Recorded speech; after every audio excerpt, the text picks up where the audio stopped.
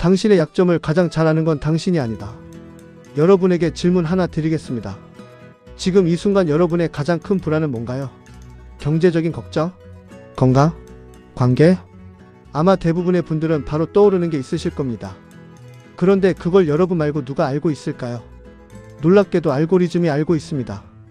여러분이 무엇을 검색하고 어떤 기사에서 멈추고 어떤 댓글에 분노하고 어떤 광고를 클릭했는지를 모두 분석해서 여러분의 심리적 약점 지도를 그려놨습니다. 그리고 그 지도를 이용해서 여러분의 버튼을 정확히 누릅니다. 하라리는 넥서스에서 이것이 단순한 마케팅 문제가 아니라고 경고합니다. 알고리즘이 개인의 약점을 파고들어 사회 전체를 분열시키는 구조적 시스템이 이미 작동하고 있다고요. 오늘은 그 작동 방식을 해부해 보겠습니다. 오늘 영상은 불편할 수 있습니다. 하지만 이걸 모르면 우리는 계속 조종당합니다. 알고리즘은 어떻게 당신을 읽는가? 2012년 미국의 한 연구가 발표됐습니다. 페이스북 좋아요 데이터 68개만 분석하면 피부색, 성적 지향, 정치 성향, 종교, 심지어 부모님이 이혼했는지 여부까지 예측할 수 있다는 내용이었습니다. 사람들이 자신에 대해 직접 말하지 않아도 온라인 행동 패턴만으로 그 사람의 내면 지도가 그려진다는 거죠. 지금은 그보다 훨씬 정교합니다. 유튜브는 여러분이 영상을 어느 지점에서 멈추고 어디서 다시 감고 어떤 장면에서 화면을 캡처했는지까지 분석합니다. 인스타그램은 여러분이 어떤 사진 앞에서 스크롤을 멈추는지를 압니다. 우리가 의식적으로 좋아요를 누르는 것보다 무의식적으로 멈추는 순간들이 훨씬 더 많은 정보를 줍니다. 이 데이터들이 합쳐지면 당신이 무엇에 불안해하고 무엇에 분노하고 어떤 이야기를 들으면 지갑을 열고 어떤 메시지를 들으면 투표장에 가는지까지 예측할 수 있게 됩니다. 분노가 가장 잘 팔린다. 감정의 무기화. 알고리즘은 여러분을 더 오래 화면 앞에 붙잡아두는 것이 목표입니다. 그러면 광고를 더 많이 보여줄 수 있으니까요. 그런데 어떤 감정이 사람을 가장 오래 화면에 붙잡아둘까요? 연구 결과는 명확합니다. 바로 분노와 공포입니다. 따뜻하고 기분 좋은 콘텐츠를 보면 사람들은 금방 만족하고 화면을 끕니다. 하지만 화가 나거나 두려운 내용을 보면 멈추지 못합니다. 댓글을 달고 공유하고 반박 영상을 찾아보고 비슷한 내용을 더 찾아봅니다. 알고리즘은 이것을 학습했습니다. 그래서 알고리즘은 자동으로 자극적이고 분열적이고 극단적인 콘텐츠를 더 많이 추천합니다. 누가 지시해서가 아닙니다. 그냥 그게 참여율을 높이는 가장 효율적인 방법이라는 걸 스스로 발견한 겁니다. 이에 유발 하라리는 말합니다.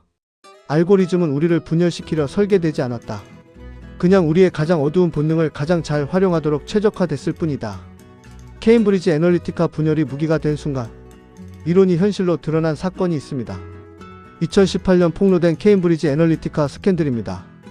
이 회사는 페이스북 사용자 8,700만 명의 데이터를 무단으로 수집했습니다. 그리고 각 개인의 심리 프로파일을 만들어 2016년 미국 대선에서 표적 정치 광고를 집행했습니다. 단순히 트럼프를 지지하세요라는 광고가 아닙니다. 총기 소유에 민감한 사람에게는 민주당이 총기를 빼앗을 것이라는 공포를 자극하는 메시지를, 경제적 불안을 느끼는 사람에게는 이민자가 일자리를 빼앗는다는 분노를 자극하는 메시지를 맞춤으로 보냈습니다. 개인의 가장 깊은 불안과 분노를 정확히 찌르는 심리전이었습니다. 이게 얼마나 효과적이었는지는 아직도 논쟁 중입니다. 하지만 중요한 건 이게 가능했다는 사실입니다. 그리고 지금 이 기술은 그때보다 훨씬 더 정교해졌습니다. 내가 극단적이 되는지 모른다. 개구리 끓이기 효과. 가장 무서운 건 이겁니다. 이 모든 과정이 천천히 조금씩 일어나기 때문에 본인이 알아채지 못한다는 겁니다. 개구리를 뜨거운 물에 바로 넣으면 뛰쳐나오지만 찬물에 넣고 천천히 데우면 나오지 못한다는 그 이야기처럼요. 처음에 알고리즘은 여러분이 관심 있는 뉴스를 보여줍니다. 그 다음엔 조금 더 자극적인 것을, 그 다음엔 조금 더 극단적인 것을. 3개월, 6개월, 1년이 지나면 처음 접속했을 때와 완전히 다른 정보 세계 안에 있게 됩니다. 하지만 그게 변화가 아니라 진실을 더 깊이 이해하게 된 것처럼 느껴집니다. 그게 이 시스템의 가장 교활한 부분입니다. 실제로 연구에 따르면 유튜브 알고리즘이 일반 정치 영상을 시청하기 시작한 사람들을 6주 안에 점점 더 극단적인 채널로 유도한다는 결과가 있습니다. 사용자는 자신이 더 똑똑해지고 있다고 느끼는 동안 사실은 알고리즘이 설계한 터널 속으로 들어가고 있는 겁니다. 분열은 저절로 일어나지 않는다. 설계된 결과다. 오늘 우리가 확인한 것은 이겁니다. 지금 우리 사회의 극단적 분열은 사람들이 원래 그렇게 다르기 때문이 아닙니다. 알고리즘이 각 개인의 심리적 약점을 파악해서 분노와 공포를 자극하고 극단적 콘텐츠를 추천하고 서로 다른 현실 속에 가두는 구조적 결과입니다. 하라리의 처방은 이겁니다. 먼저 이 구조를 인식하는 것. 내가 지금 느끼는 분노가 진짜 내 감정인지 아니면 알고리즘이 증폭시킨 감정인지를 한 발짝 떨어져서 물어보는 것. 그리고 이 구조를 설계한 기업들에게 더 강한 책임을 요구하는 것입니다. 우리가 서로의 적이 된 건 우리의 잘못이 아닐 수 있습니다. 하지만 그 구조를 인식하고 벗어나는 건 우리의 선택입니다. 오늘부터 피드를 스크롤할 때 딱 한 번만 물어보세요. 이 감정 내 것인가 알고리즘의 것인가? 라고요.